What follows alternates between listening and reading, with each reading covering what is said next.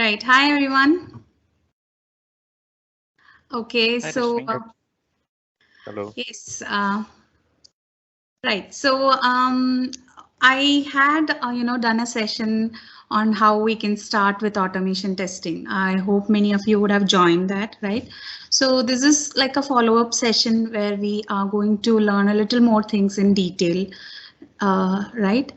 So yeah, I think let's start, but just give me a minute. Yeah, okay. The recording is in progress, right? All right. Okay, so I'll share my screen. Okay.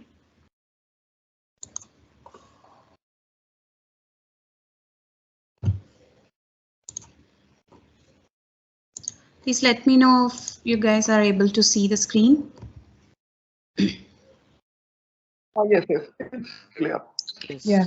All right. So for the time being, I'm keeping my camera off, okay, so that we can focus on the slides, right? Yeah.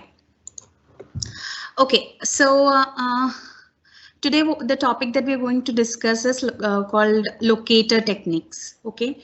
And we'll also speak about a few tools which can help you in identifying web elements for automation. Now, all this sounds very like technical, so not to worry about that, right? I will explain in detail and that will help you out further.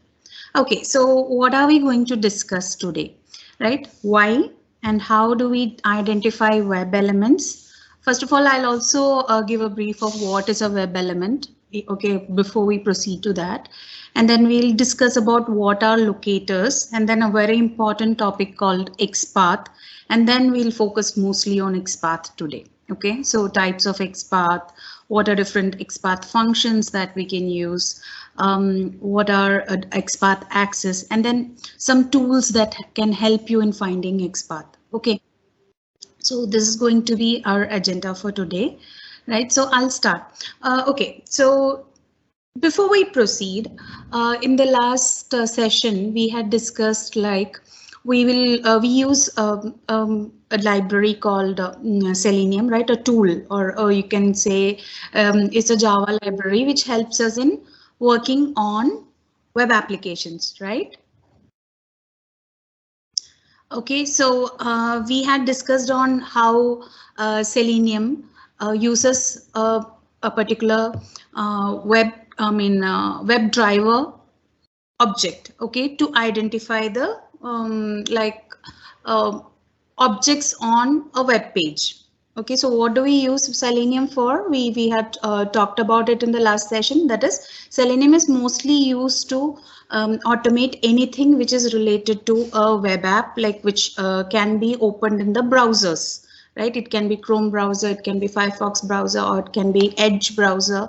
Anything which can be opened on the browser, Selenium can automate that. All right. So yeah. So now we also discussed that the first step that we do is like we open the browser and then we go to the URL, right? So like if you remember, we had done this. Like what we had done is we in these steps we had set the properties of the driver which we want to open, and we had created a driver. So these two steps, what they do is like they open the browser, okay, and then the next step is like we get that particular URL. Okay, so I hope that you would have gone through that session recording to understand a little bit more on that. Anybody has any queries on these three statements? No? Okay, good. So we'll proceed. So let's see what these three statements are doing. Okay, now so first of all, I'll just brief about what this statement does. We have to tell Selenium where the driver for that particular browser is. What is driver? Driver is nothing but a function, or you can say like a small software which helps us to open the browser and do things on the browser. Okay, so we are telling where that browser's driver is in our system. That's what this does. Okay, system.setProperty, we are putting the path of that driver. That is webdriver.chrome driver. Now the syntaxes might be a little new to you, but don't worry, this you can Google up how to open the Chrome driver. This is like fairly common everywhere, like the same thing can be copy pasted. Okay, so nothing much, only this path which will be specific to your system. Where have you stored it in your system? That's it. So this we had discussed. I'm just repeating myself. All right, and then what we are telling is, we are telling WebDriver that please create a driver of the type Chrome driver. That's what this statement means. Okay, WebDriver driver is equal to a new Chrome driver. So what this does is it basically opens the driver. Chrome browser. Okay. Right, and then that's the third statement is we are opening Amazon.com. Okay, so I'll just for the time being comment all these other things. Or commenting means basically ignoring that part of the code. Okay, so what I'm doing is I am going to execute this part to see what is happening. So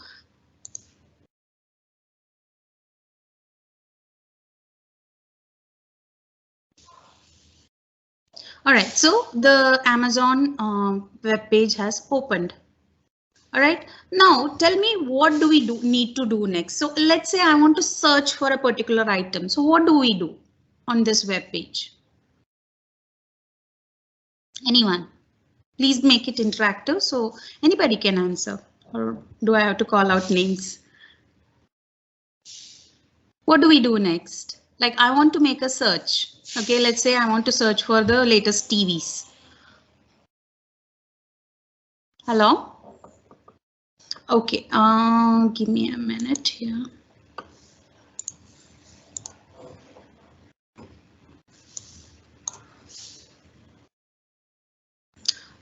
Okay.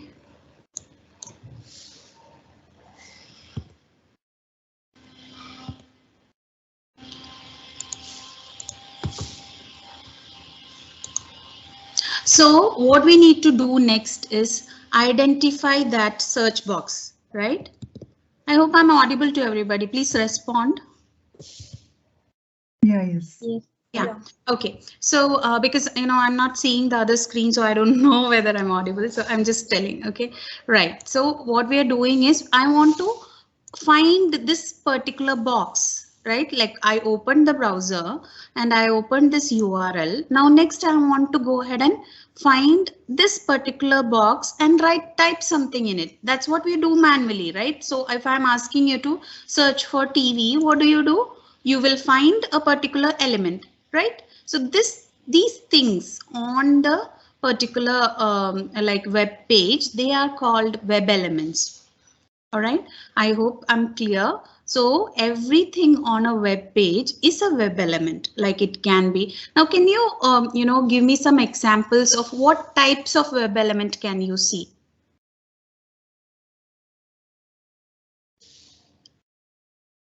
Anyone? Yeah, we can see text box, button, yes, link. Exactly. OK, so those are the things. Those are the web elements. Now, have you ever wondered how a particular web page looks the way it is? Like you must have heard of HTML, right? Most of the web pages, use HTML. Like there are the more advanced versions, which will be like, using XML and other CSS, etc. to make it more attractive looking. OK, but basic thing which web page is written in is called an HTML. OK. Have you ever seen something like this? Like, OK, wait, hold on.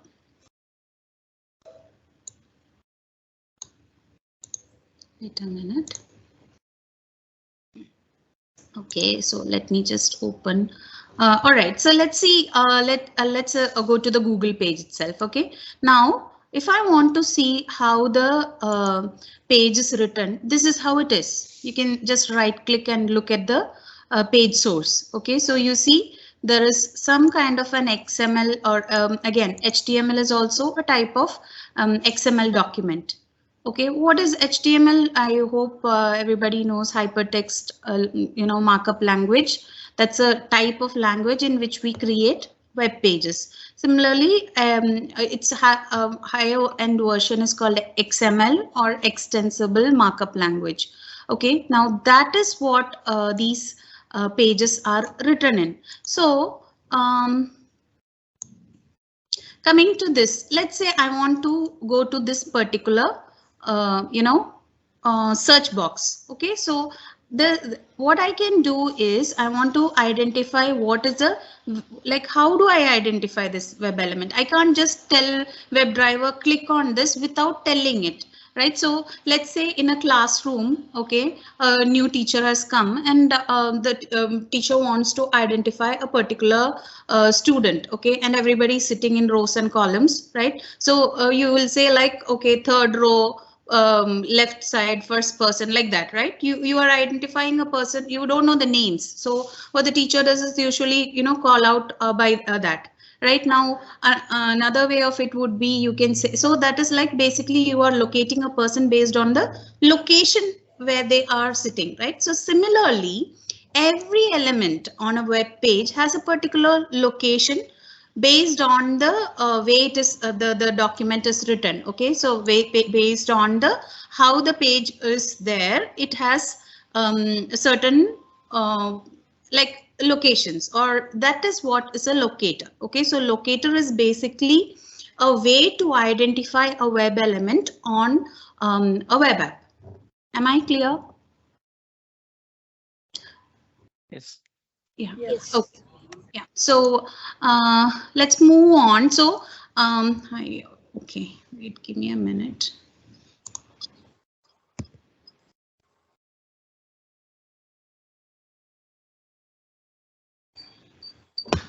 All right.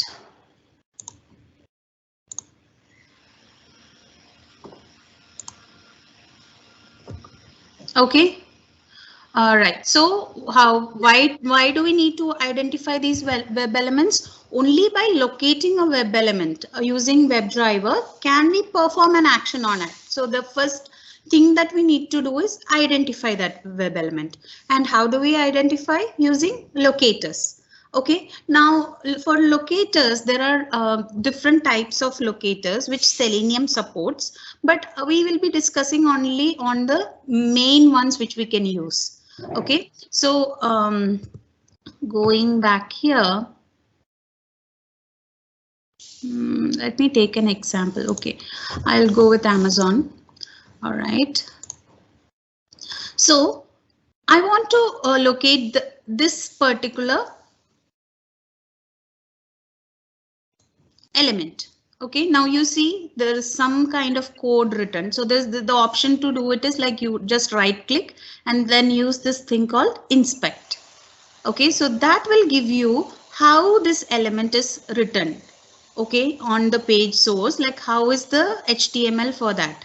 So you can see that it is written something like input. Okay, then type equal to text, and then ID equal to so and so and so and so. Okay, now this looks very confusing, but there is nothing much to get from here. The basic thing to understand is this in an HTML, this is called the opening tag, and so the main thing which is written next to this angular bracket, that's called a tag.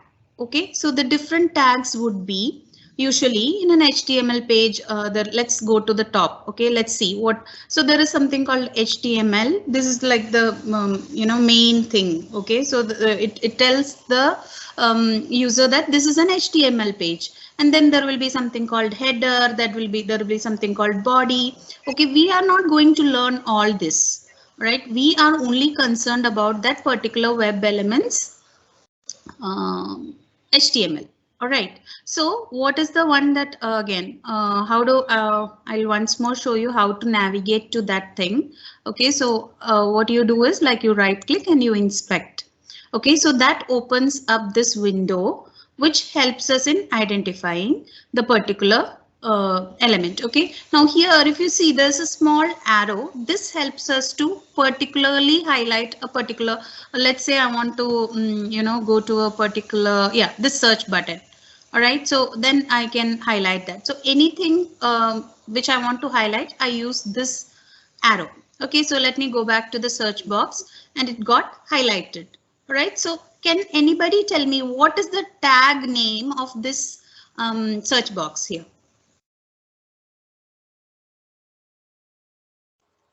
The tag name is the one which is written just next to this opening, bracket. Okay, that's called input. So this is an input tag. All right, usually input tag means a text box. All right, that's the name used in HTML. If they call it input tag. Similarly, links. Okay, so let's say I want to. Okay, let me take another example. All right, so I want to go to this particular headsets image. Okay, so let's see what is the tag name of this. What is the tag name of this headsets? Image. Correct. Okay, and it's written as IMG. Okay, so similarly, everything will have. So if you look at this one, it's something like a header, right? So it's of the type, it's a header. So that's why the tag name is H2. Okay, so H2 just basically means a header of a smaller font size. Okay, H1 will be a much bigger header, right? Similarly, there are many such tags in an HTML page. Okay, so the most common ones that we will use are input tags. Okay, then there's something called as an anchor tab. Anchor tab is nothing but a link. Okay, so let's say I'll take another example.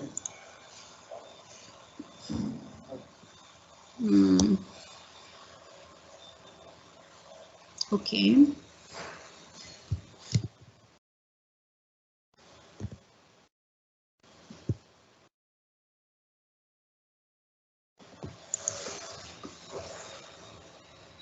Okay, so this is a link, right?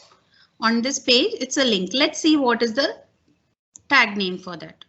So, okay, sorry, not this one. Yeah, this one. Okay. Again, no, not a good example. Okay, yeah. So if you see,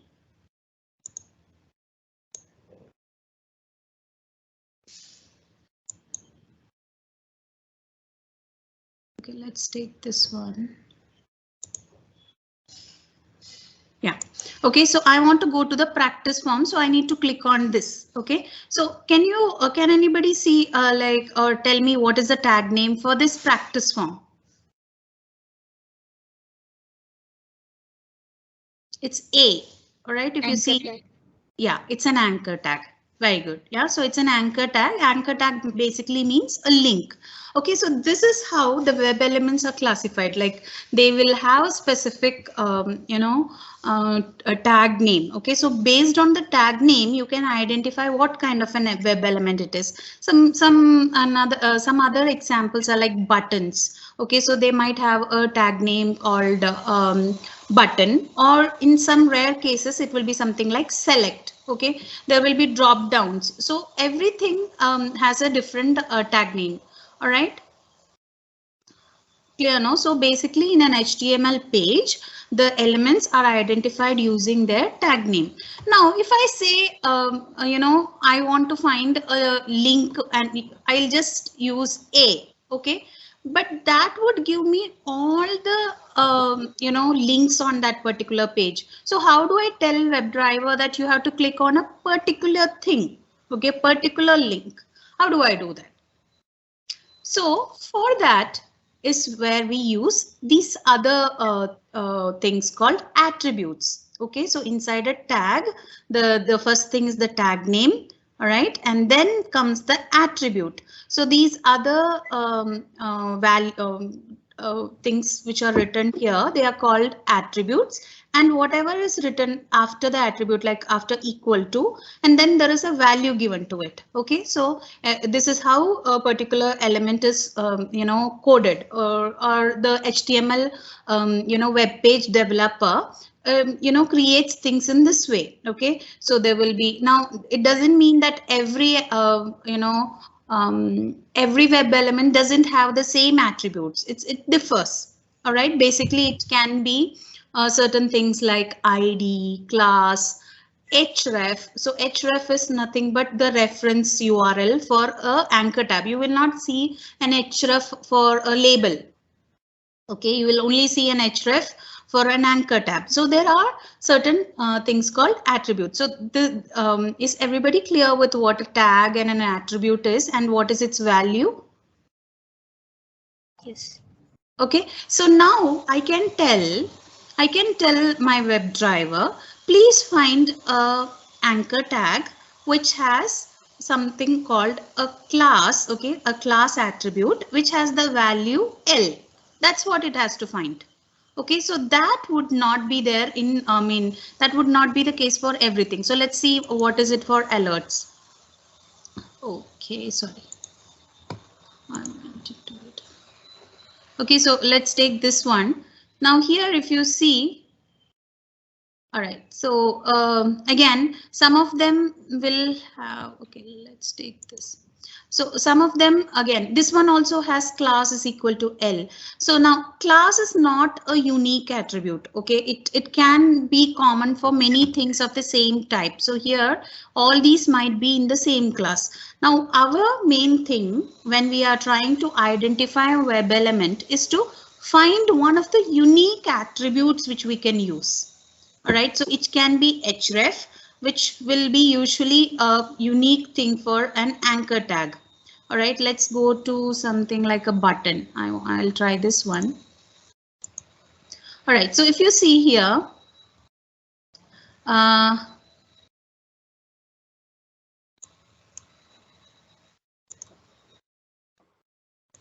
okay, so if you see, this search button has the tag name button, and then there are many other values for it. Okay, attributes, and they have different values. So I can identify this button using any one of this which is unique. Right, so let's go back to what we were discussing.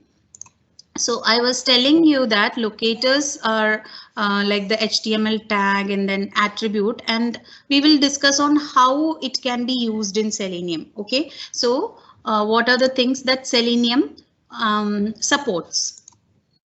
All right, so Selenium supports these different attributes. All right, what are those? Like it supports ID, it supports name, class name, link text, a partial link text, tag name, XPath, and CSS selector. All right. Now, all this sounds very confusing, so let me explain. Every element will, not every element, generally some of the elements, the developers use something called as an ID. Okay, so let's find out an example. Okay,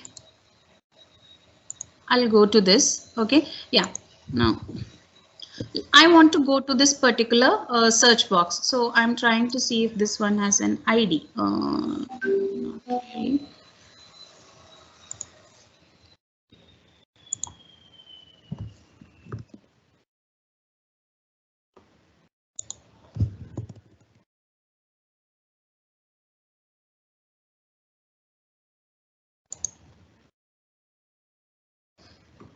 Okay, so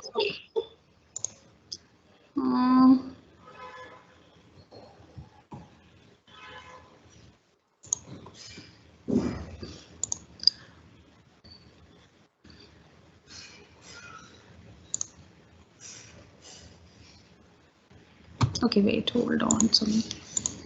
Um,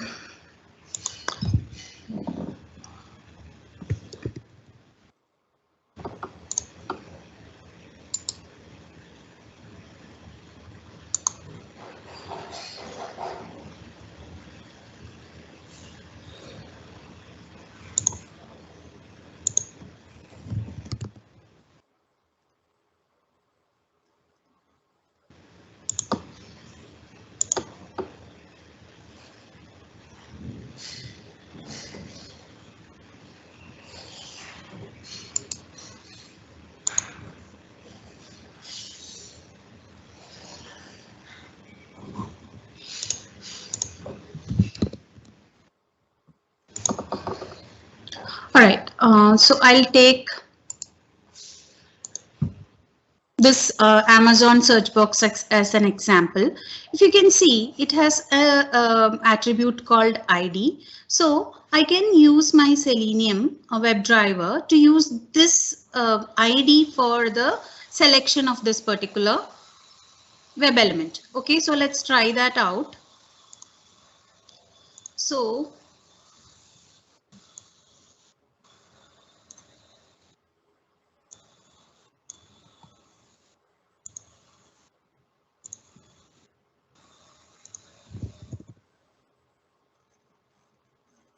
I'm just commenting out the other things. Okay, so don't focus on this as of now. So I have opened amazon.com till here, and then I'm telling to find this element called using. Okay, let's see what are the things that Selenium supports. Okay, so I told you that Selenium supports different things like class name, CSS selector, ID, link text, name, partial text, partial link text, tag name, and XPath. Okay, so we are today, right now we are discussing about this thing called ID. All right, so I'll just choose this, and then what was the ID that I had to identify? This one. Okay, so I'm just going to pass that value here. Okay, now I'll have to give this within double quotes.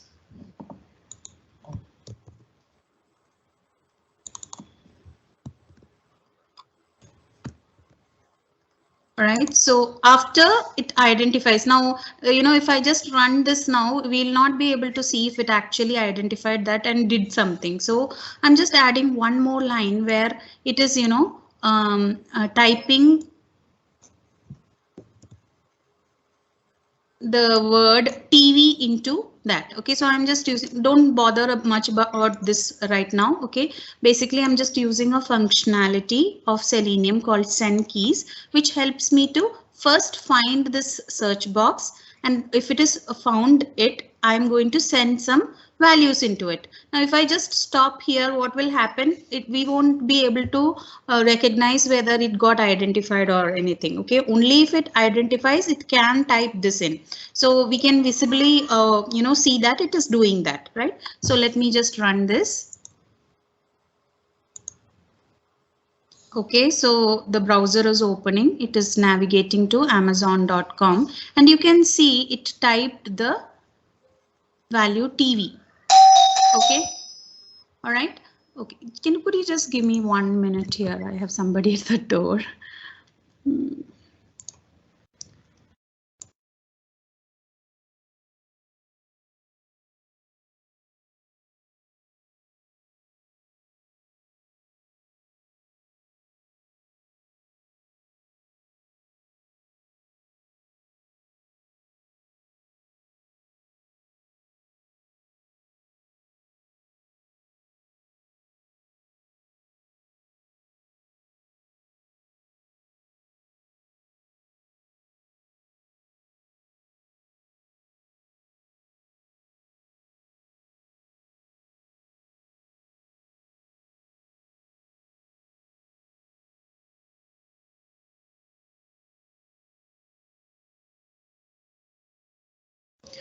Okay, I'm back. Sorry about that. Yeah, so we'll continue. Yeah, so you can see that it identified this element and typed okay, give me a minute. Is everybody able to see my screen properly? Yeah, okay. You can see the Amazon website, right? Give me a minute. I think I'm only sharing.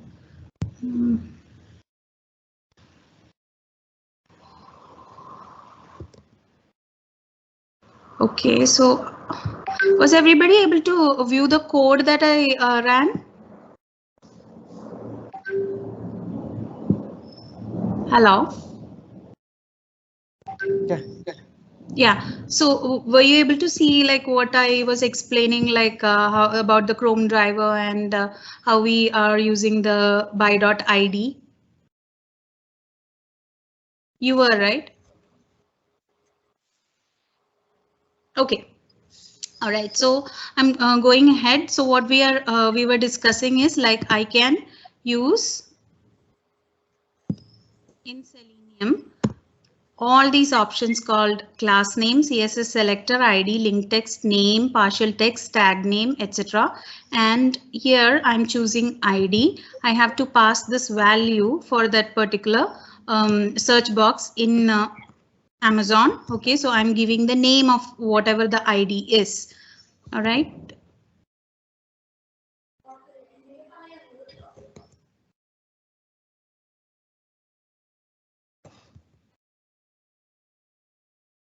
And let me run this. So you can see that after it identifies this particular element, it will go and send some values into it. So for that we use a particular function called send keys. Okay, so that's what we are doing here. Let me run to show you that it has done that.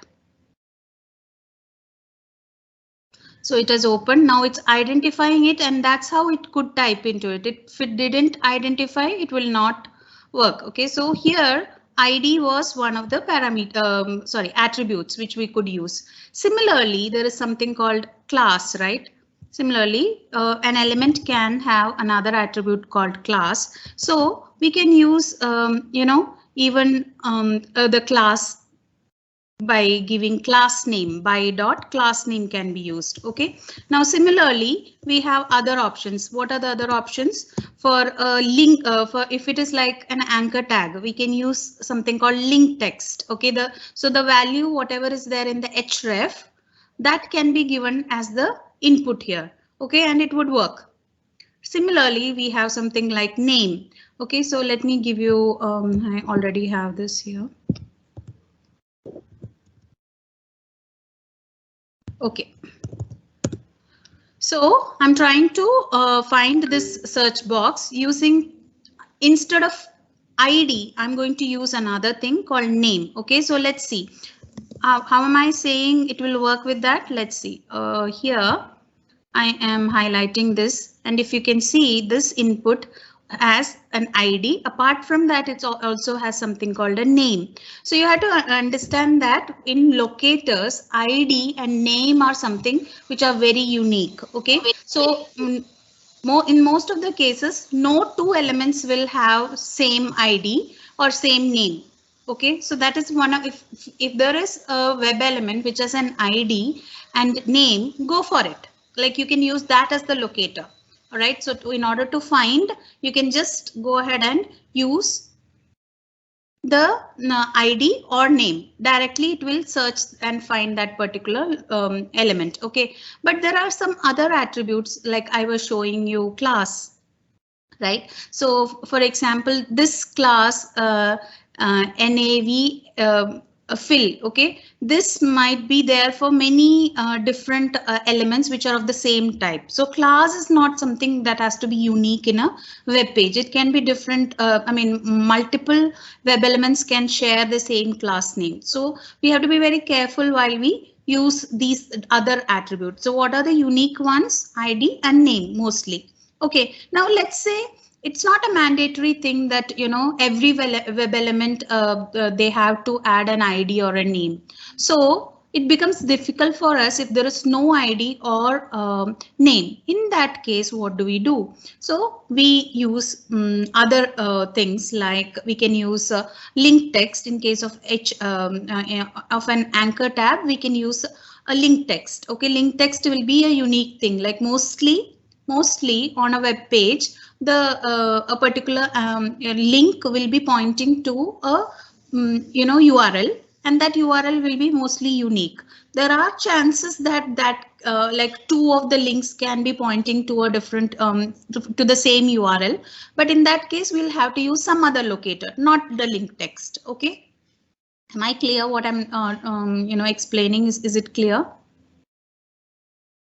So what are the different things that we can use to locate an web element?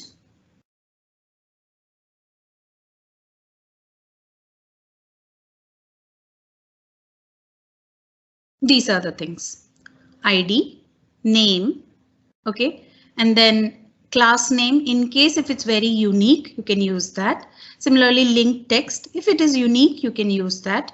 Partial link text is nothing but like you don't have to give the entire text of that URL. Even a part of it can be used to identify an element. That's what partial link text is. Now another thing is like tag name. So I can try and identify, let's say on a web page there is only one button. Okay, all the other elements are something like labels or text input boxes, things like that. So only if there is one single button, I can still identify that web element using only the tag name button.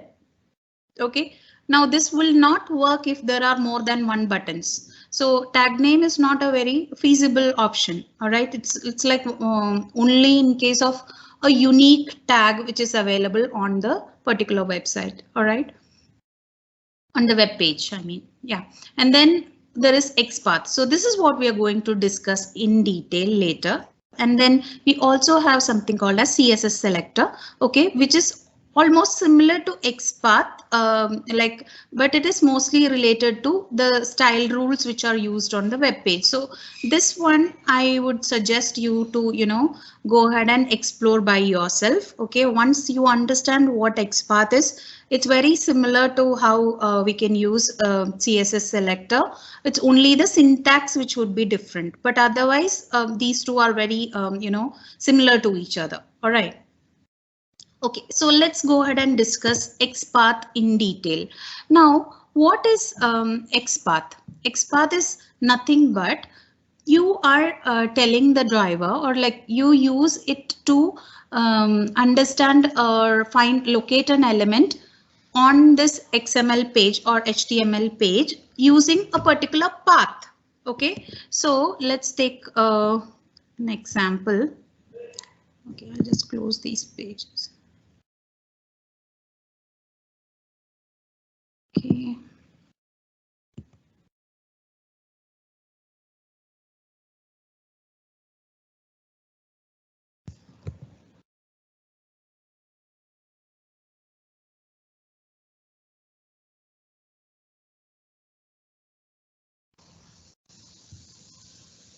I hope it doesn't go to my Facebook. Okay, give me a minute. Yeah. All right, so let's take this example of this particular page called sign up for Facebook. Okay, now I'm trying to identify this element. All right, so it is an input tag, and luckily this has a name, so I can use that. All right, but let's say there was this name attribute was not available and I want to find out this particular web element. All right, so how do I do that? Okay, now I did tell you how to open this screen, right? Like you just need to right click and inspect, and that would open up this developer tool. Okay, what we are using. Okay, give me a minute. So it will open this up. Now I want to try and see what are the different like what is XPath. Okay, I'll show you that. So for that you just click on elements and do Control F. Okay, so this particular text box or input box opens up. Here is where we are going to try out our XPath. So I need to show you by trying it out and I'm making you understand. Okay, so an XPath is basically like telling the WebDriver or like the tool that we are going to use to tell it like what is the path or how do you find this element in that entire web page. Okay, like it is the path to that element, you can say. Okay, and how do you use it? Like you use a double slash. So for the time being, just understand it. It starts with a double slash. So I'm trying to find the XPath of this. So before I start writing, let me tell you what is the syntax for it, so that whatever I'm writing doesn't make some sense. So I have to use a double slash and then a tag name. OK, I need to use the tag name. So if it is an anchor tab, what will I use? A. If it's an image, I will use img. If it's a button, I will use button. OK, and then I'll use these two brackets, and within the brackets I have to use this @ sign. OK, and then I will write the attribute value which I'm going to use. For example, let's say I'm going to use ID, or let's say I'm going to use class. OK, class name. So if I'll write @class is equal to, and then whatever that value of that is. Or I can write XPath is equal to, and then these double slashes, and then I'll write A for an anchor tab, and I can use this bracket, and then I'll write and then what is the attribute value for that link? URL, it will be href. So I'll write href is equal to whatever that URL value is. OK, similarly, in case of a image, it will be like double slash, then img, and then this bracket, and then an image will usually have a very unique attribute called as source. OK, where that image comes from. So src will be the attribute which we write here, and is equal to whatever that value of it is. OK, so let's try this out here. So I'm going to find this input box called first name. OK, so let me just highlight that one. Right, so here, what is the tag name? I have to first write the double slash, then the tag name. So I'm going to write input. Okay, and then what do? I put the brackets. So after that, I need to use the @ sign. And then again, I'm going to use this particular. I'm going to use the unique attribute called name here. OK, so I'm using name is equal to, and then I need to write the value. So what's the name? First name. OK, and always write the value within single quotes. Or double quotes also work. Yeah, so can you see that the moment I wrote this, what happened? It is showing me 1 of 1, which means it identified a unique element. OK, if it is 1 of 1 means there is only one element on this entire web page which has this XPath. Am I clear? Now let's try with class. OK. OK, so I am taking this value of class. Now what do you see here? It's showing 1 of 7, which means there are 7 such input boxes whose class is like this. OK, so class is not the unique value here. So in this case, I'll have to use something which is unique. Only then right now, if I use the WebDriver and give this XPath for identification, what it will find? It will find 7 elements, and it will be confused as to where I have to perform the action. OK, so we'll always have to make sure that it shows 1 of 1. All right, so we cannot use the class attribute here. All right, now. So we'll use something else. So here in this case, mostly it is name. Now there is also something called ID. If you see here, it has an ID. So let's see whether this ID is unique. So I'm using @ID is equal to, and then value, and then close the bracket. So can you see the ID is a unique thing, so it is 1 of 1. So if I use this for my WebDriver, so this is right now, don't focus about the WebDriver, understand how XPaths are written. OK, so it is just once you learn how to write an XPath, you can use it in WebDriver to identify the element. So what you have to focus on in this class is how we can write XPaths. So does anybody have any questions till now? So I'll summarize like what we learned till now, right? So there are different tag names which are associated with the web elements, right? So we have to, whenever we want to locate a particular web element on a web page, we have to use that a particular locator for that web element.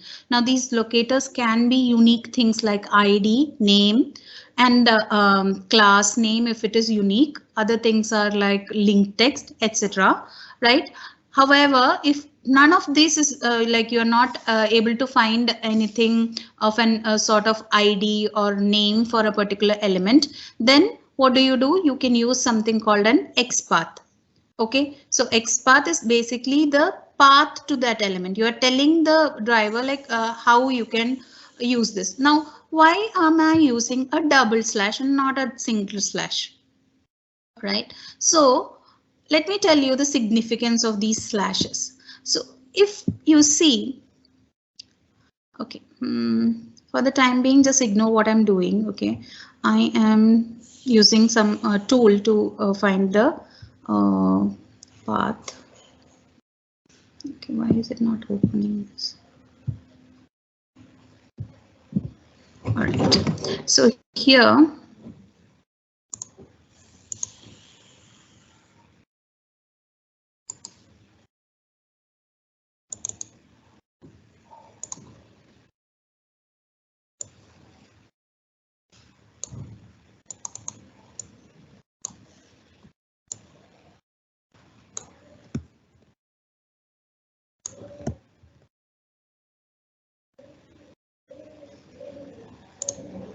Okay, so if you see, I wrote something else without the double slash. I wrote a big, XPath. All right, and it also tries. It is able to find that element.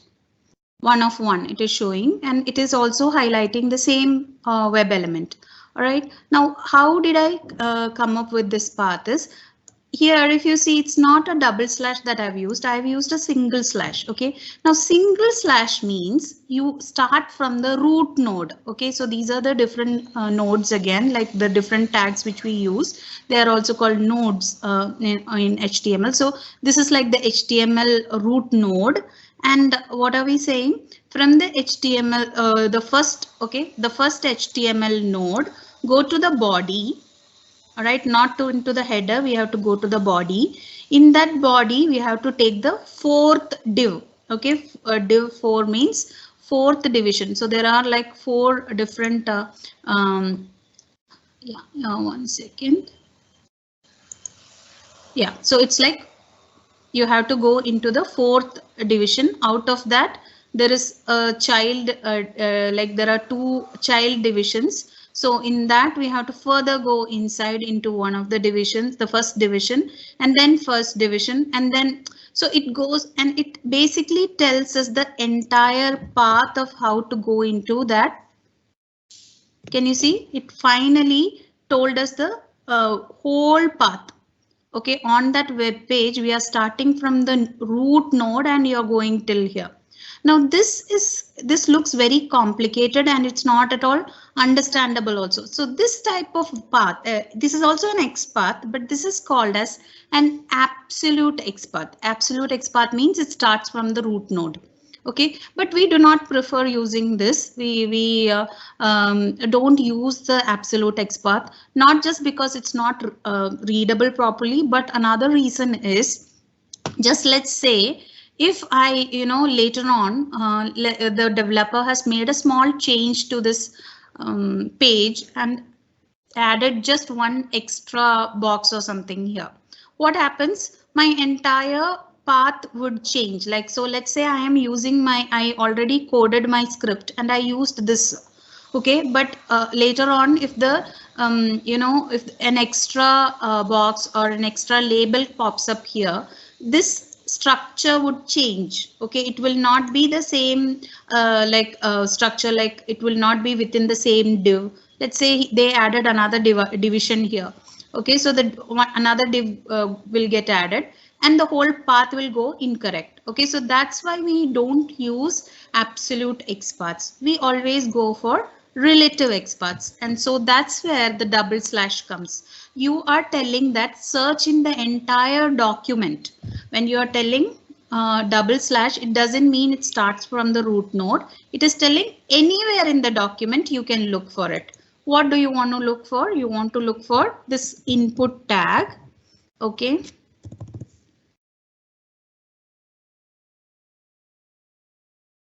Now, if I, just write double slash input, it is actually telling me how many input boxes are there on this entire page. OK, so there are 33.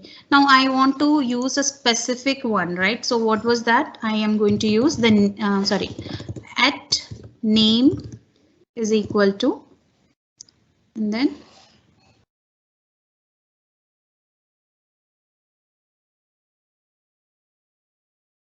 so that was the unique attribute which I could use. Now it doesn't have to be name every time. There might be other attributes which we can use also. All right. So you just have to identify which attribute to use. That's the thing. You can also use, for example, placeholder. OK, let me try that.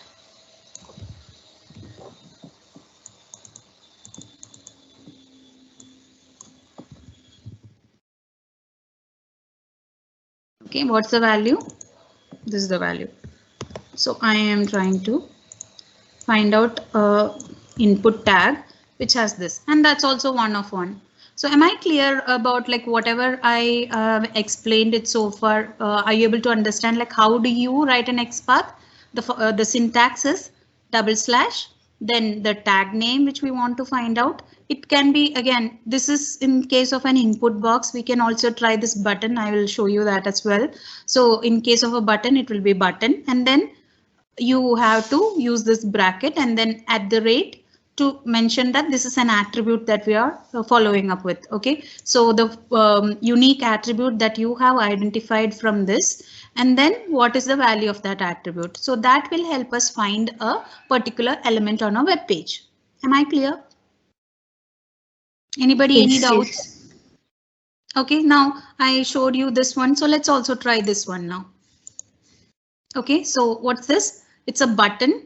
OK, and I'm trying to find out which attribute I can use. So here you see ID and name are there. These are the best things I can use. OK, because mostly it would be unique. So here I'm finding the ID looks a little weird. So I'll go with the name. OK, so I'm going to use. So again, double slash button. OK, and then which button we are talking about, this one. So name is equal to web submit. All right. So what do I do? At name equal to this value.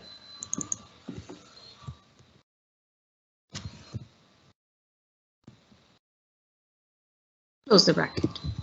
Can you see? It's 1 of 1. So it's able to identify that. And the moment it is showing 1 of 1, it's highlighted in yellow. And the moment I keep my mouse on this, it gets highlighted which button it is. So this is how you identify, write XPaths. Am I clear?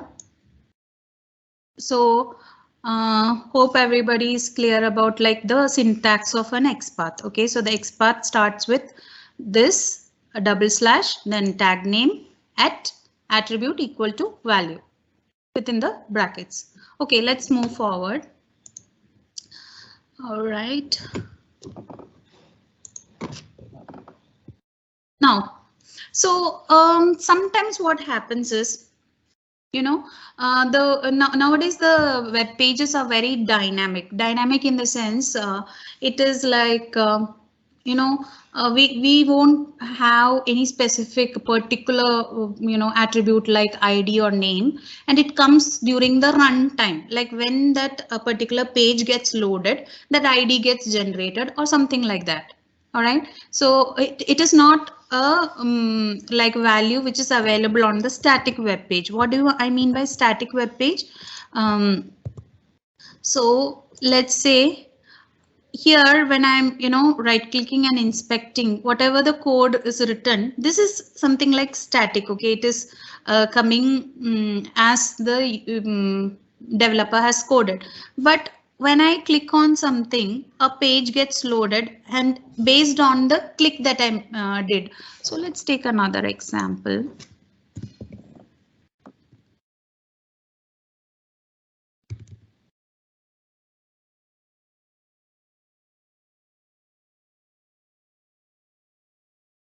Okay, so here I've gone to this Make My Trip website. Okay, if you can see here, there's hotels, there are homestays and etc. Like these different tabs are there. Okay, let's try to inspect this one. Okay, so if you see here,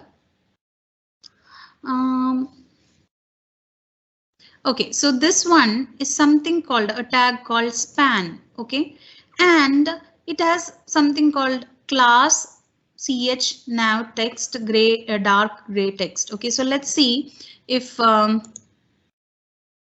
able to identify a particular element using that. All right, so I will write span and then at class equal to, okay, I'll go to this. I'll take flights for now. Okay. Yeah, so.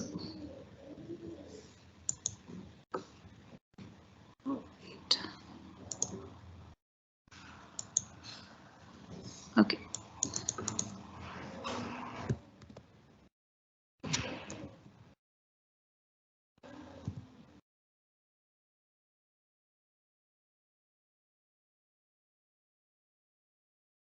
So if you see the this one only has something, the span only has something called as class and then xpath equal to 1. So we'll try with both. Okay, so right now it is showing 1 of 9. So that means there are 9 such elements on this web page. So this is not unique. Okay, what next? We can try xpath equal to 1.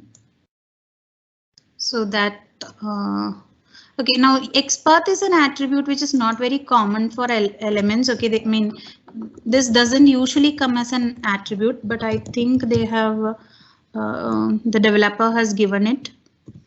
So let's see, it might work out. Yeah, so in this case xpath is a unique attribute, but let's say even this was not there. Okay, let's say the developer only went with like class and then this alone. So in that case, how will we find out what how we can find out that particular element? So you see that like when we look at this particular element called flights, it has a very visible text called flights, right? So when we as human beings just try to come and click on flights, what would we look for? We look for the text, right? So text is one of the things which can be used to identify a particular element. And here in XPath, there are some functions which we can use. For example, text. Okay, so let's say there are no other unique attributes which we can use. Then we can, and it has that particular element has some text on it. Then we can use this function called text. Now let me show you how we can use that. Okay.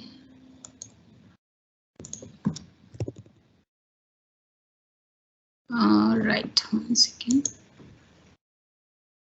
Okay, so I am trying to find a span which has a text called flights. Can you see this? So it has a text on which is written on top of it here, flights, and that is shown here. Okay, so let's try using that span. And this is a function, it's not an attribute. Okay, text is a function, so we have to use it like this. All right, and here we have to give the value.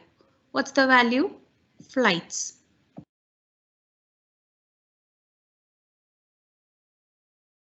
And then close the bracket. Okay, so there are supposedly 2 elements with the value like flights. Okay, so let's see where those are. One is over here. Yeah, and the other one is over here. So that's why it is showing me 2 outputs. Okay, So now if I want to click on the first one, how do I do that?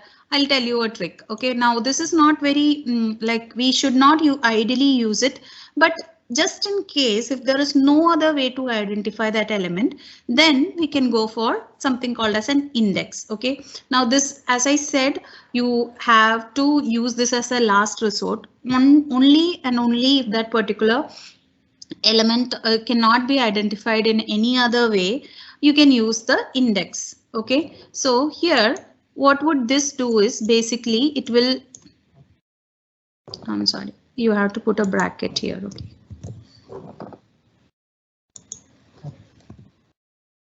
out of this the first one. Okay, so whatever XPath we wrote, put those in normal brackets, and then the first index we write like this. So it is showing me the only one. Okay, so which one is that? It's this one. It will not identify any other. Am I clear on this part? Like, have you been able to understand like what is the text function used for? Any element which has some text written on top of it can, can be identified using the text function. Okay. Yeah. Shall we move forward? Okay. Any doubts? Okay, so let's go to the next function. Contains. Okay, now let's try and find out. Okay.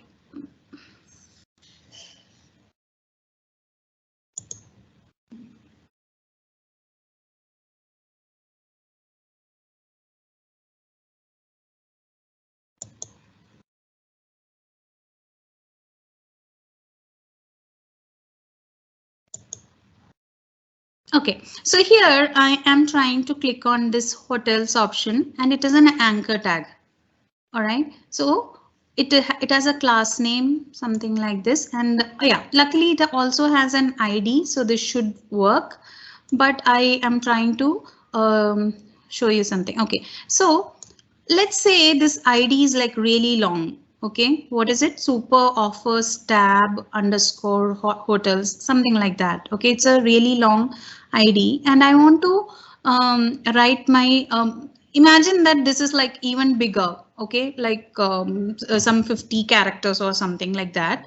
Then what do we do? How can I use, I don't want to write the entire ID, even though it is unique. Let's say it is a very long ID. Then what do I do? Like, how can I write it? So that's when we use something called as contains function. Okay, so I'm going to say an A, and then I'm going to use the contains function. Okay, and in the contains function, this is how you write it. So what contains what you have to mention. So I am saying ID. Okay, you have to write the attribute value and then comma. What's the value of that? Okay, just give me a minute.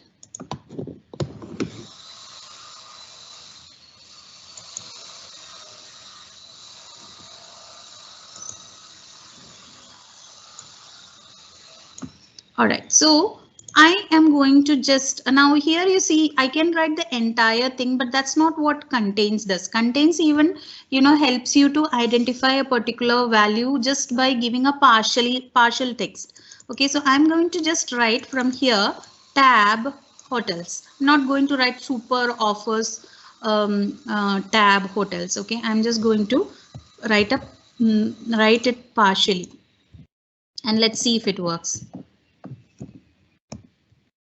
I'll just remove this part. And then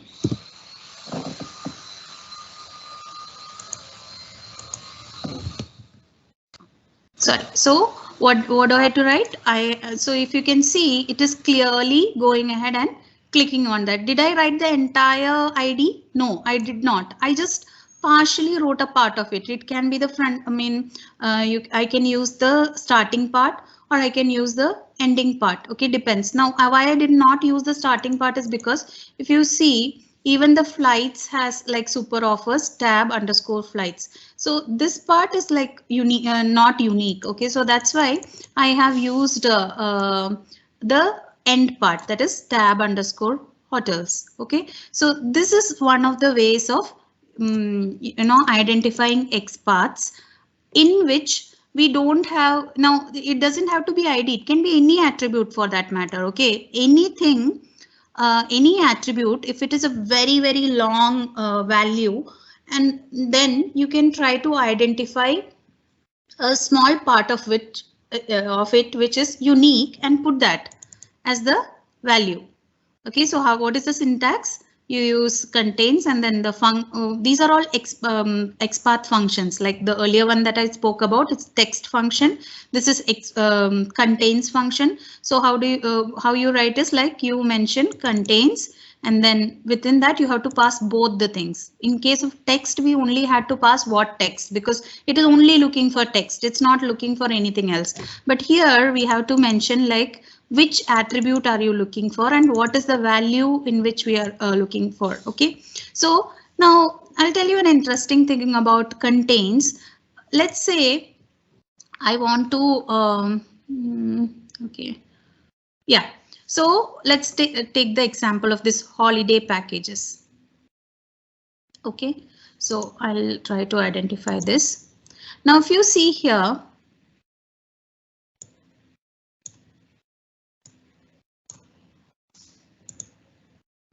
all right, so here the text is holiday packages. So I want to find out a span in which I have something called as holiday packages. Okay, now one more thing is,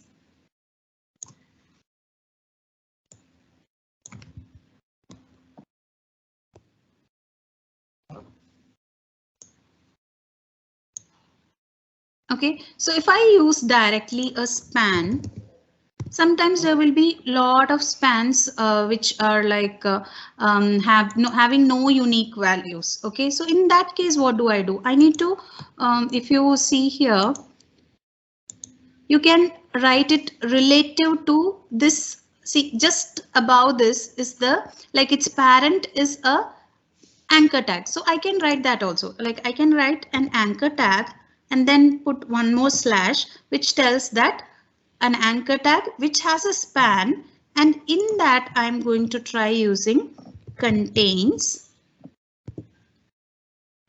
function. Okay, and what is the function? What is the thing that I'm going to try using? I'm going to check if its text contains this holiday packages. Okay, so text. So again, text is a function, so I have to put that, and then I'm trying to give packages. I don't want to write the entire thing, so I'm just writing packages and then close this. I know it will be a little confusing, but you just have to understand how to use the syntax. You can Google it up and you will get it. Okay, right now.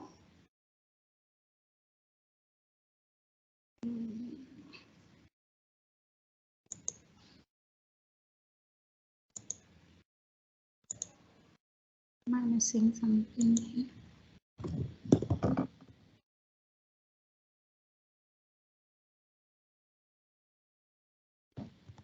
So when I use the text function, you have to understand that we have to write the entire thing. You cannot just write the partial stuff. Okay, so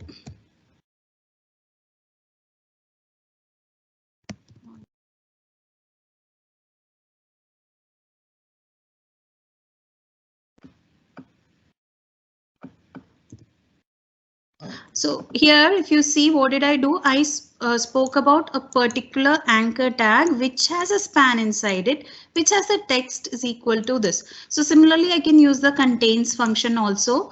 Okay, now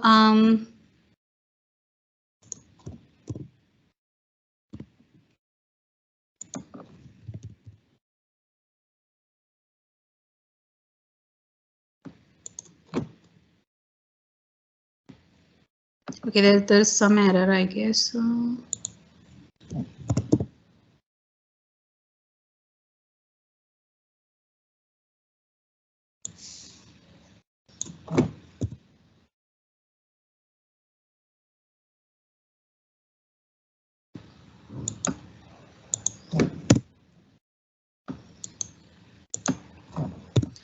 Okay, so what I was trying to say is that we can use different things like text, contains, etc., and not only just one element here. You can write it relative to each other. So this is called a relative XPath. Okay, why whenever we write using some double slashes, that becomes a relative XPath, which means we are writing the XPath relative to a particular element, and then we can go ahead and proceed with this. Okay, so let's say I want to go ahead and click on the next element to this. Okay, I'll tell you that also how we can do it, but as of now understand that we can write like one tag inside another, and then you can write the attribute for that. Okay, am I clear on this part? Everybody understood, or is it confusing? Any response? Okay. All right, so let's move ahead. Now, similarly, there is another function called starts with. Okay, so this can be used for a thing like where a particular text starts with a value. So you can, use a text function here, or you can use an attribute function here. So let's try and find out one. Okay, so here I'm not trying to find out a unique one. I'll just show you an example how starts with work.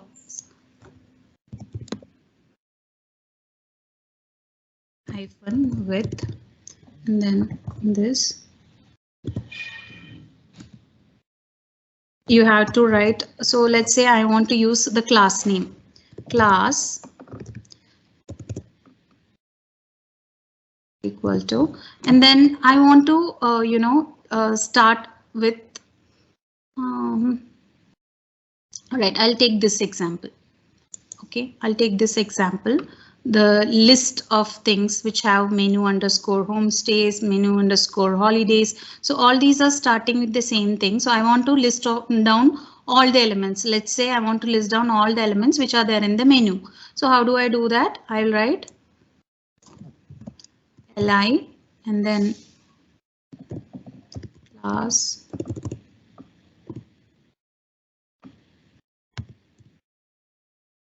starts with, we were discussing starts with, and at class, what's the value? Menu.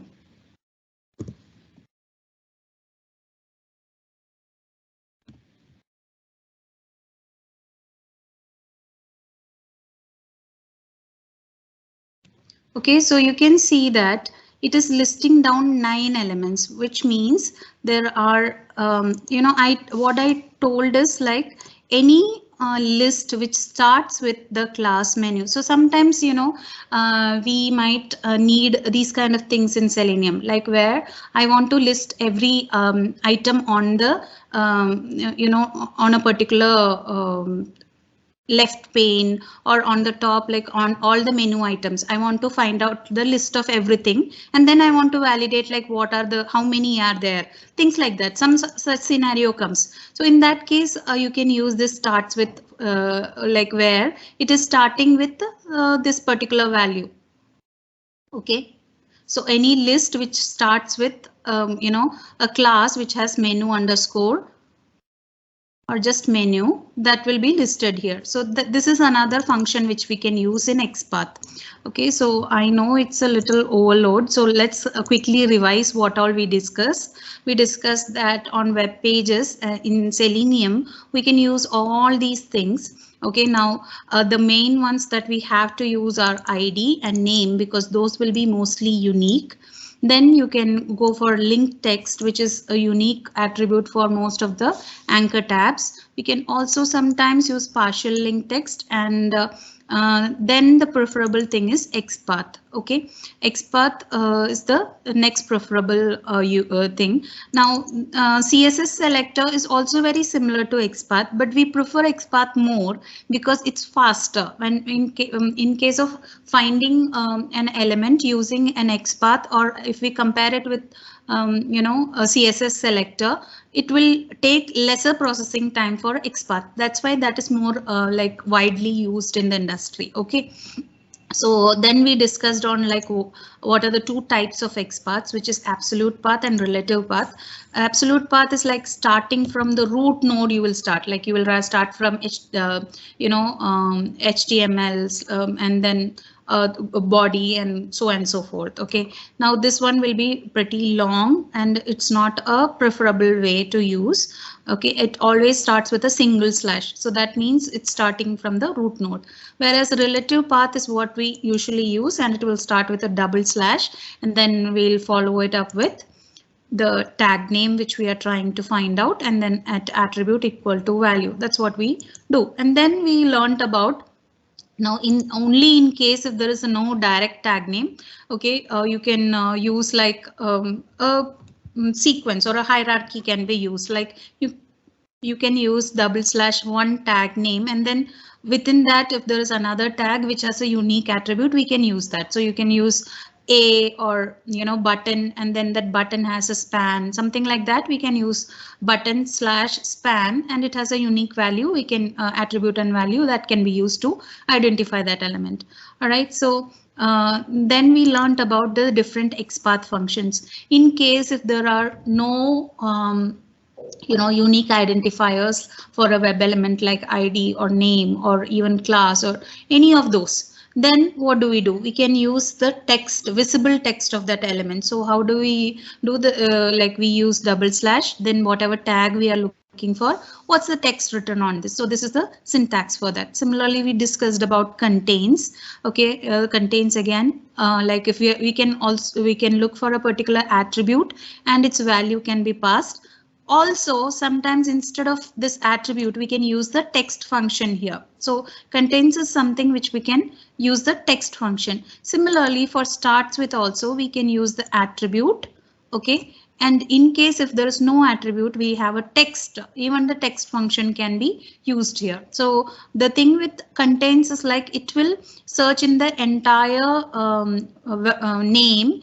It can be even in the middle part of it. Okay, it doesn't have to start with something or end with something. It can be even in the middle of it. So contains works that way. Whereas starts with is like when you have an attribute whose name only starts with a particular value. That's when we use starts with. And similarly, there's another function called ends with that you can explore. Okay, so I hope that these functions are clear. Right, so let's move on to the next topic. Now, this is an important thing called XPath access. So let's discuss it on the same web page. Okay, now let's look at this.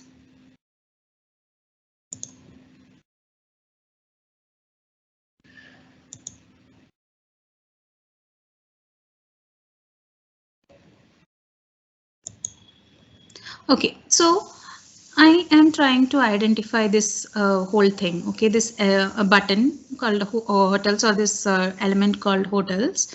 So if you see here, this element has a text called hotels, which can be one of the things that I can directly use to click on that element. Okay, but let's say I'm not very sure about like whether all right, so I'm going to I'll start with this only. Let's see, a and then I have a span inside the A, which has this text whose value is equal to hotels.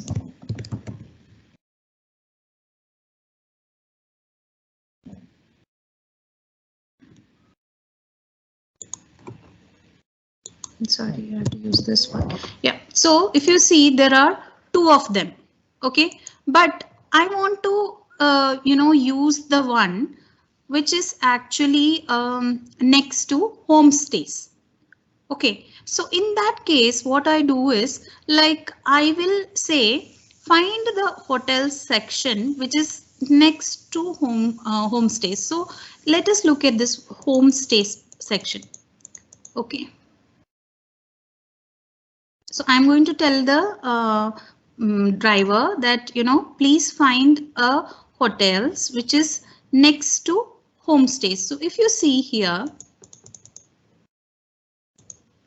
all right, these are the items in the list. Like, what are the items? Menu hotels, menu homestays, menu holidays. So I am looking for this one, right?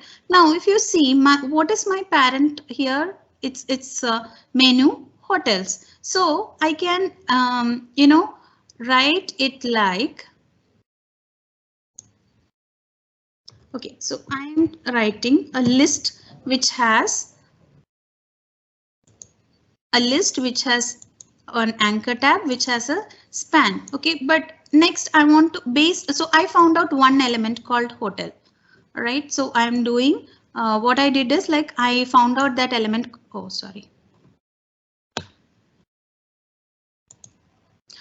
So what I did is, I found out this element called hotels. Now let's say I want to identify the next element based on this this particular element called hotels. I want to say, please click on homestays which is next to hotels.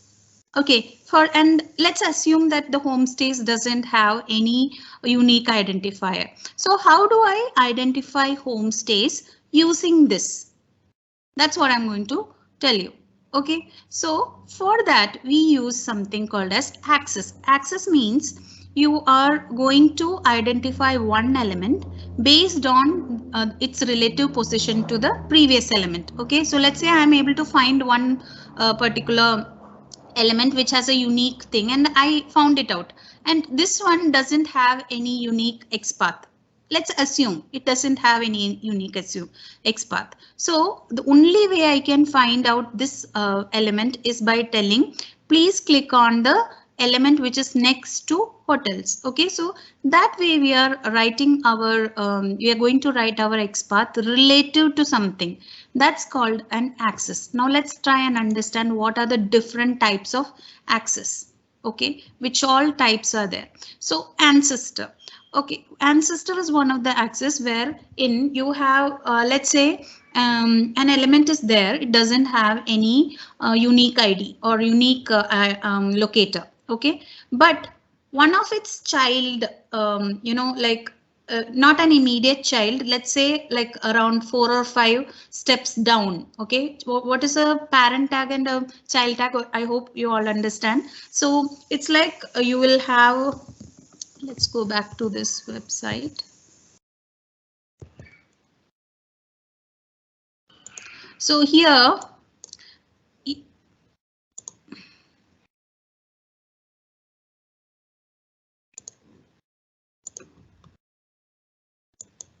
so here if you see this UL is nothing but unnumbered list. Okay, so UL is the parent tag. Within that there is a list of things. So let's see how many items are there. So these are all its child tags, and then within that there is a div, and then there are some links and all that. Okay, so we let's assume that this list, in this list, the menu hotels, this particular item doesn't have a particular any unique identifier. We are not able to identify any, but let's say we were able to identify for flights. Okay, we were able to identify for flights, and I am going to tell them that please go ahead and click on the this UL section which has its child as menu flights.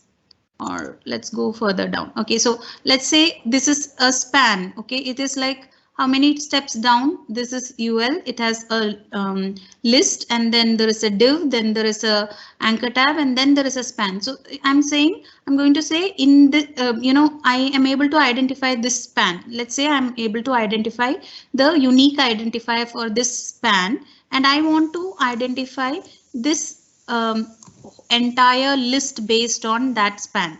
Okay, so for that I will use something called as an ancestor tag. Okay, so as of now, just understand, I'll show you the syntax of this later. Okay, just understand that we can use something called as an ancestor. Similarly, there are other more important ones. These all you can explore it, like you can, go to Google and search for the different axes. But I'll tell you the main ones which we commonly use. One is ancestor tag. Another is following sibling. So I showed you in the web page, like I have a hotels tab, right? Next to that, there was a homestay tab. So if I want to click on the homestay tab, then I can use following sibling, which means the one which is just next to it. Okay, so I'll try that out and show you. Similarly, there is a preceding sibling, which means the one just before that particular element. So let's say I have identified the second element properly, and I want to identify the first element which does not have a proper XPath. So I can identify the previous one using the second one, and for that we use this preceding sibling. Okay, so the common ones that we use are preceding sibling, following sibling, ancestor, and parent. Okay, similarly, very rarely we do use a descendant tab. Descendant tab is like you are able to identify the main ancestor tag. Okay, and within that, somewhere in the line, we have a descendant, not the immediate child, because if it's immediate child, we'll use child. Okay.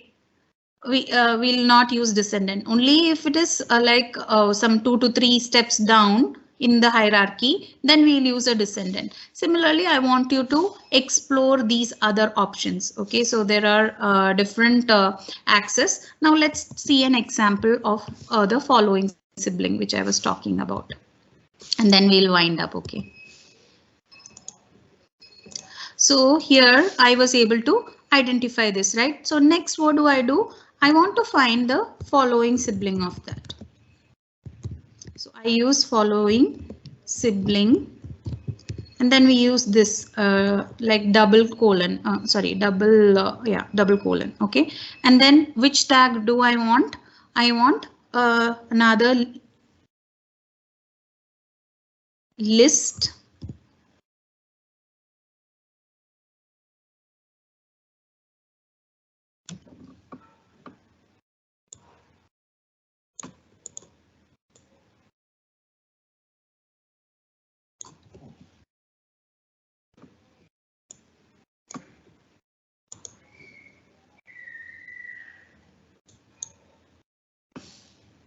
Okay, I'm using this class menu hotels. Okay, I'm using this particular attribute for finding out that list. So, or let me use data cy attribute.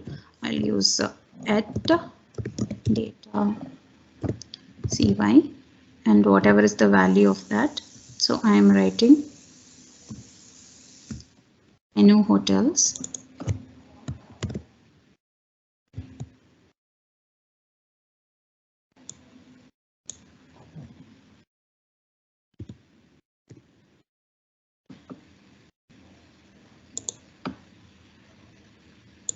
I am trying to find out a list which has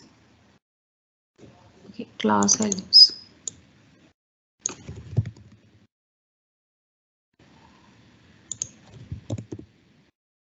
Okay, so this one I have found out this one. Now based on this, I want to find homestay. So what do?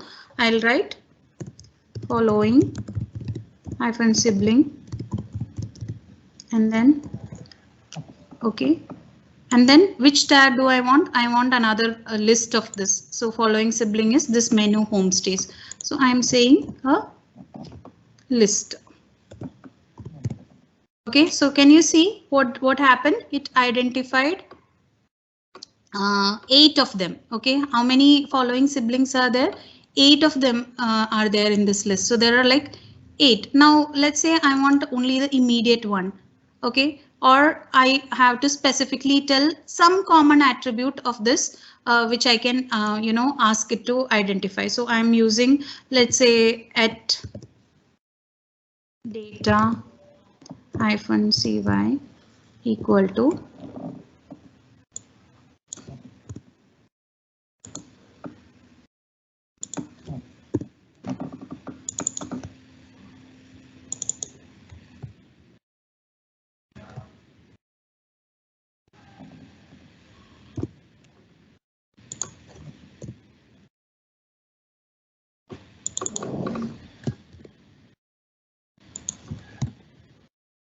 okay, so can you see that we started with this menu hotels, and based on its following sibling, we are telling that it has, please select the one which has some name like this, right? So this can be used also, like as I said, to identify all the ones in the list.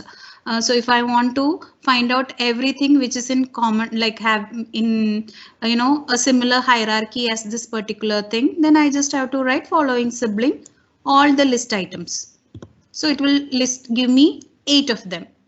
Okay, so sometimes we do have, like in in our script, automation script, we might have to sometimes validate, like how many items are there, what are all the items, and what are the names of them. So you can get text from that later. So this is how you identify using following sibling. Similarly, the other things can be used, like it is all based on the logic that you want to use. You can use ancestor tag. Similar, it is, the syntax is similar. Instead of following sibling, you'll have to write ancestor. So you just have to understand the hierarchy within this entire page to identify based on each other. So that's what an access means. Am I clear on that? Yes. Okay, so these things like are used only in case of rare things where we don't have the usual way of finding out. So the most common way is this. Second one is like using the functions in case we don't have a direct option. Okay, so we will use these functions. Even if these functions are also not available, then what we do is like we find out one particular element which has a proper attribute, and then we use an access to find out the other element based on the previous element. Okay, it can be a previous or following element. It can be a child element. Based on the child element, we can find the parent using this parent. We can find siblings. Okay, so that's the thing.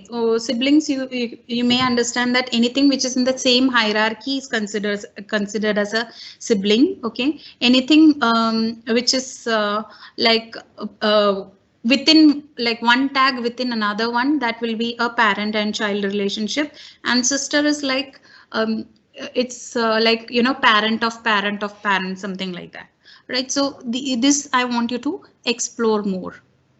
Okay. Yeah. Now, so I told you how to write XPath so far, right?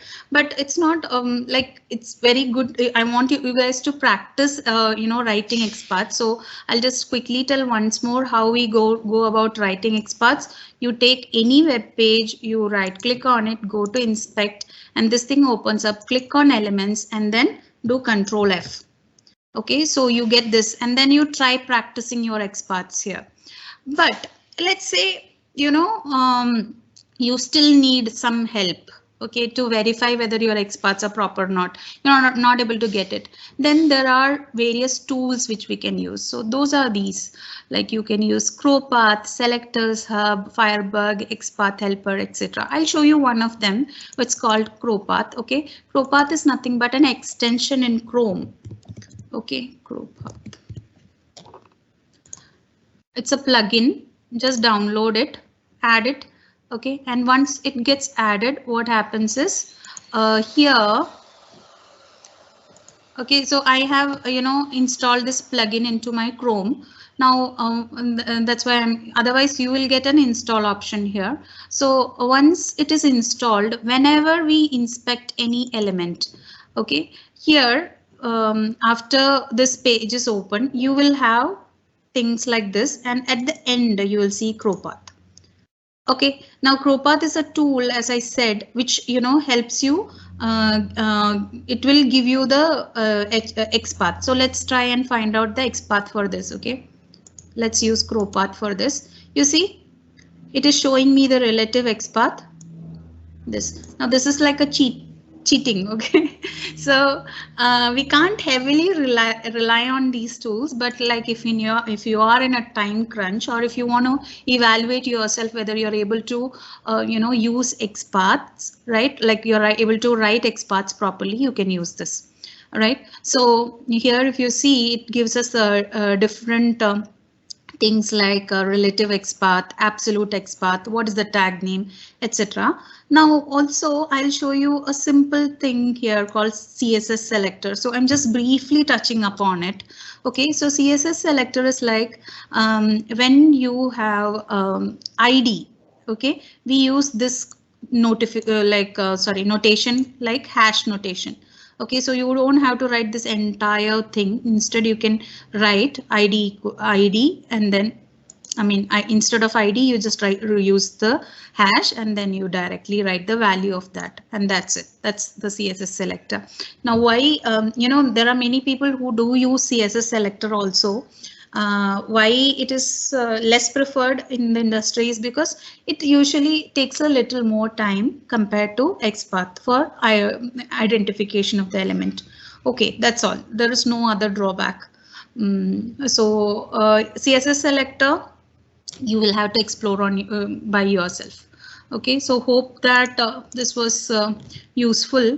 Now, we did do some coding here, but don't worry about the coding as of now. We will learn that in detail. I just wanted to show you like what all things Selenium supports. That's why we use this particular by like find element by, and then there are different options like name, CSS, class name, CSS selector, XPath, etc. Okay, so that's how. Now I'll just quickly show you one last thing. So we wrote the XPath, right? So I'm going to this time use that XPath to find. So earlier I was directly using the ID, but instead of it, I'm going to use an XPath to find that element. Okay, so let's go back to our Amazon website, and then here. So I'm going to write this XPath. So first, what you do is you will find out your XPath. Okay, so this is the okay, for the time being, I'm using this XPath which my crow path has given me. Okay, but I would suggest that you try writing it by yourself. So I'll give that value here.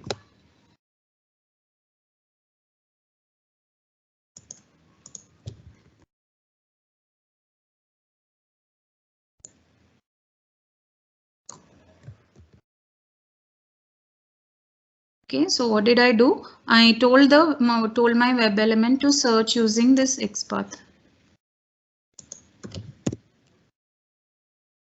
All right, let's try running it now.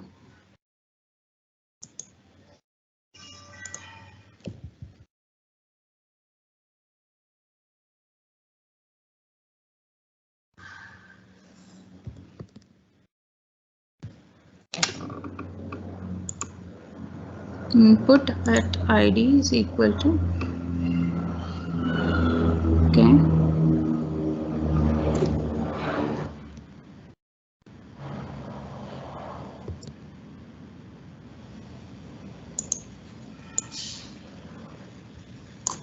All right, so I think there is some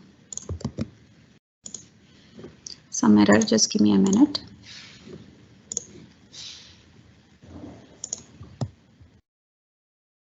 Okay.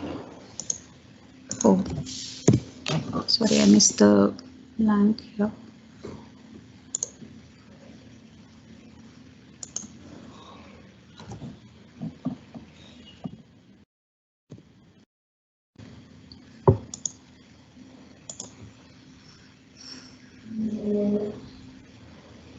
Okay, now it worked. right? So just write that XPath and it will work. All right, so that's why we learned XPath. The other things what we did here, this we will learn in detail like when we start with more things about Selenium. So the most common thing that we have to do is like first find the element. So for that we use name, ID, XPath, rarely class names, okay, and then tag name, all those.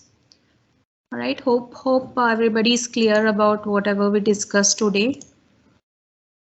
So the thing is, you will have to, I just have explained things, but you will have to work on it. Only then you can, get a hands on, and that will help you. So this is like an inbuilt tool that you can use. So just try practicing writing XPaths, okay, and try to explore a little more on these functions that we discussed about.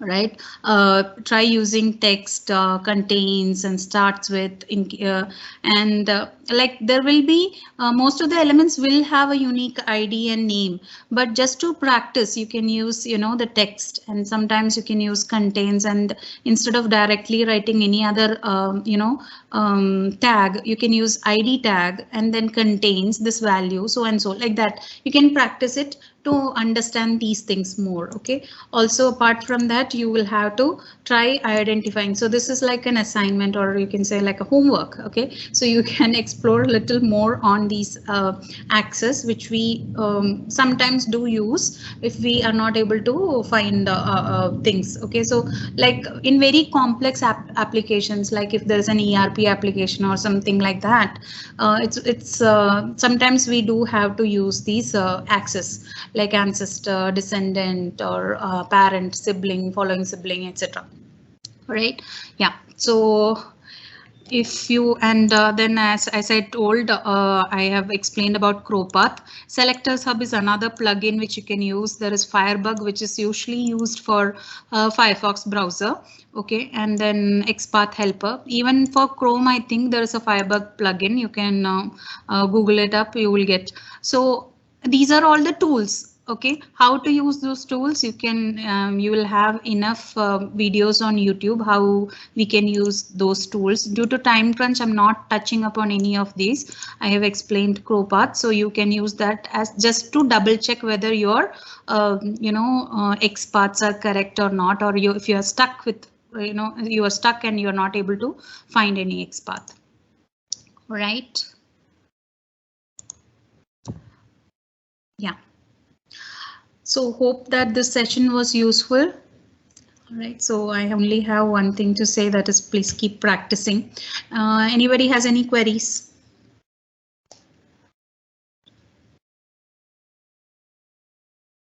Okay. All right, so since there are no queries, I'll wind up the session. Thank you, everyone. Thanks very much for your time. Thank you. Thank you.